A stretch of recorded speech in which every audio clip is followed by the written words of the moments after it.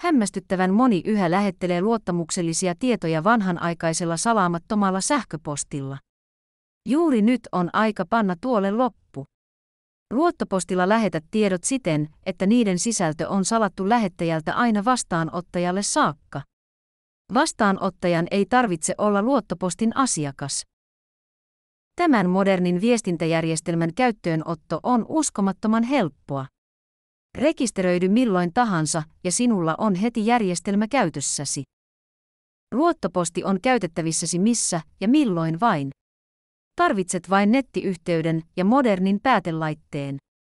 Päätelaitteeksi soveltuu esimerkiksi älypuhelin tai tietokone. Rekisteröitymisessä kerrot sähköpostiosoitteen ja puhelinnumeron, joilla aiot luottopostiasi käyttää. Varmista, että kirjoitat nämä tiedot täsmälleen oikein.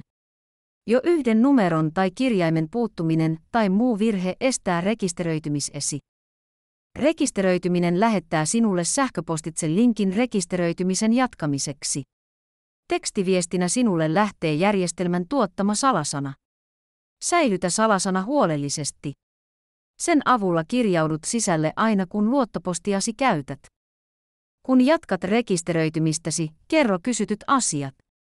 Kirjoita nimeksesi se, jolla haluat luottopostiesi vastaanottajien sinut tunnistavan. Esimerkiksi nimesi lisäksi yrityksesi nimi. Rekisteröitymisen jälkeen lähetteletkin luottamukselliset tiedot salatusti aina luottopostia käyttäessäsi. Onnittelut hienosta valinnasta.